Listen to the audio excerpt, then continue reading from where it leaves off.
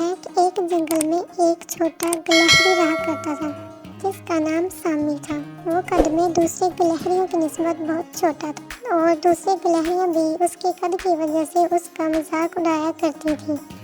ایک دن سامی کو ایک درخت کے اوپر ایک چمکتی ہوئی چیز نظر آئی۔ سامی نے بہت کوشش کی کہ وہ درخت پر چڑھ کر اسے اتارے، لیکن قد چھوٹا ہونے کی وجہ سے وہ درخت پر نہیں چڑھ سکا۔ پھر اچانک سامی کو ایک آواز سنائی دی کہ سامی تم یہ کر سکتے ہو۔ یہ آواز سامی کے دوست بیلا عقاب کی تھی۔ اس بات سے سامی کو بہت حوصلہ ہوا اور اس نے درخت پر چڑھنا شروع کیا۔ آخر کار کوشش کرتے کرتے وہ درخت پر چڑھ ہی گیا اور اس نے اس چمکتی چیز کو حاصل کر لیا۔